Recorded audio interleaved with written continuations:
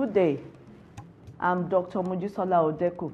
In this section, we shall be going over the reasons why good family planning counseling matters. Good family planning counseling improves client satisfaction.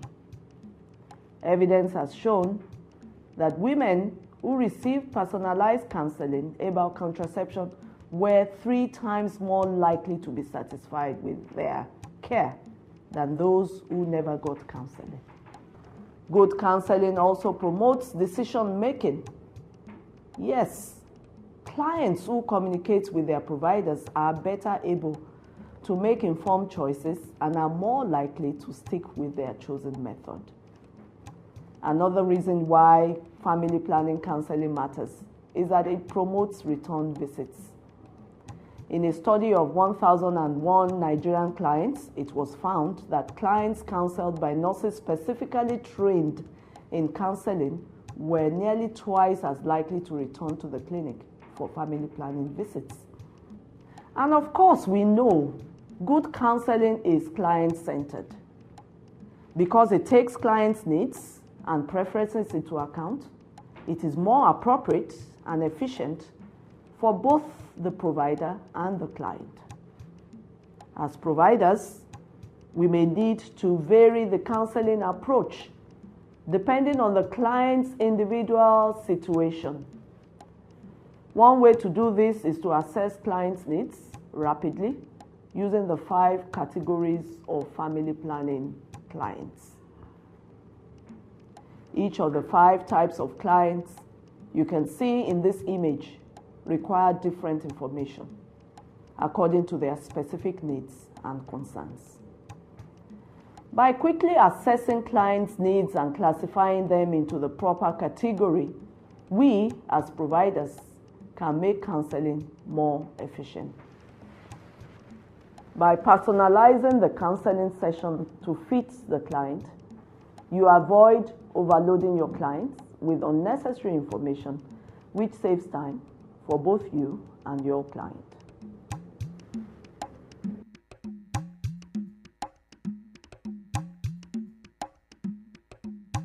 Good family planning counseling involves dynamic 2-way communication between providers and clients.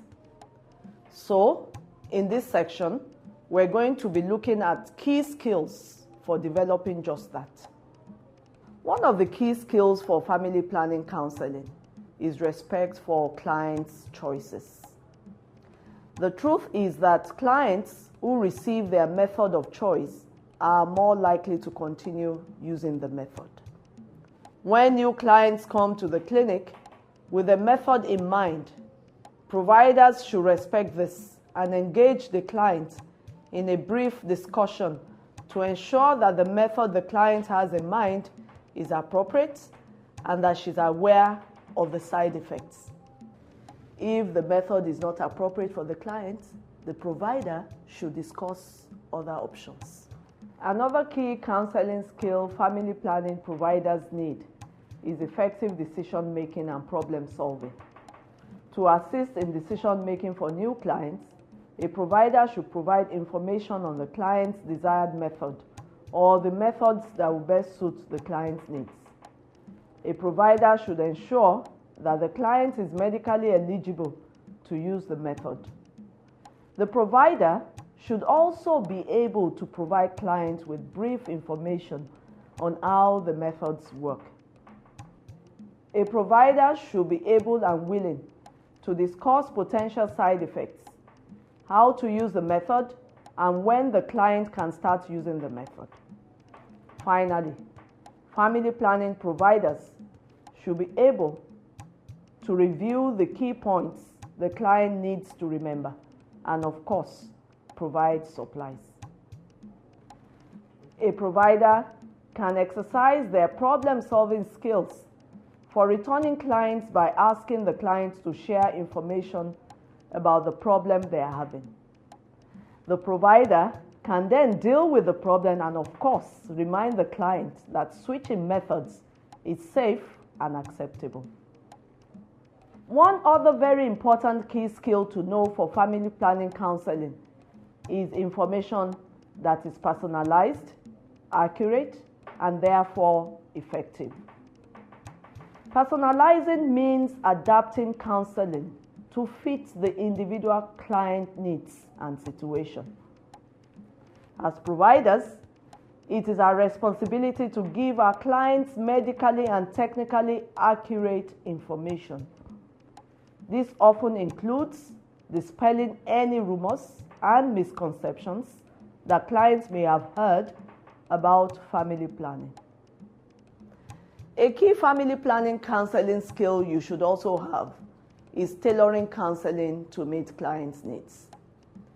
This means that whatever information you give the client is relevant to the client's specific situation and is delivered in such a way that the client understands it.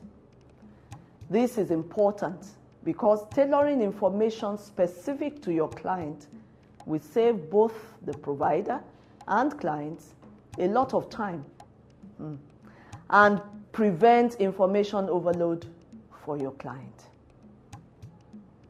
The final key family planning skill I'm going to be talking about is supporting clients' continued method use. One thing to note is that clients who know about side effects beforehand are more likely to continue using their method, even if they experience side effects. As a provider, you can help your clients be prepared by discussing side effects with the client upfront. You should reassure the client that most side effects are not harmful. You can also work with the client to develop strategies for dealing with the side effects. Make sure you let the client know that she can switch to another method if she prefers. And of course, always remember to invite the client to return at any time if she has any questions or concerns. Counseling about side effects is critical because clients often discontinue their contraceptive method because they experience unexpected side effects. Clients may also be unaware that they can switch methods if they are experiencing problems. Good family planning counseling provides clients with complete information about their methods and the side effects.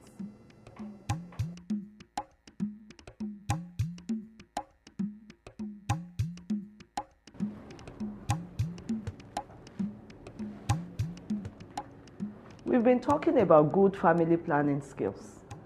Now, in this section, we're going to be discussing how to use interpersonal communication skills to help with your family planning counseling sessions. First of all, a good family planning provider must know how to listen, pay attention to what the client is saying, and always express warmth and support. It is vital in interpersonal communication that you know how to ask questions. Begin the counseling session with open-ended questions to identify the client's feelings or concerns. Then reflect together what you've discussed. As a good family planning counselor, it is important to know how to give information. It is necessary to use language the client will understand and organize the information in such a way that the client won't get confused or misunderstand you. For example, you can first explain how the method works, then how to use the method, then mention any side effects and how to deal with them. Always remember to verify that the client understands what you said. Another skill you should have as a family planning provider is knowing how to respond to your client's needs. It is important to respond directly and simply to the client's questions. Never scold or criticize her, and do not ignore her concerns.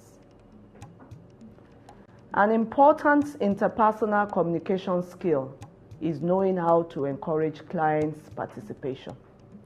It is essential to ask the client to explain their concerns and give them time to do so. Avoid interruptions and congratulate the client for coming in for counseling and asking questions. Lastly, as a provider of good interpersonal counseling, it is necessary to know how to express positive emotion, act according to the severity of the client's situation, and express words of support regarding the client's problem. It is vital that your client knows that you share and recognize our feelings. We've come to the end of this module. I hope these tips have given you a better understanding of good family planning counseling. For further information on the topic, please see the library of materials within this distant education learning course. Until next time, bye.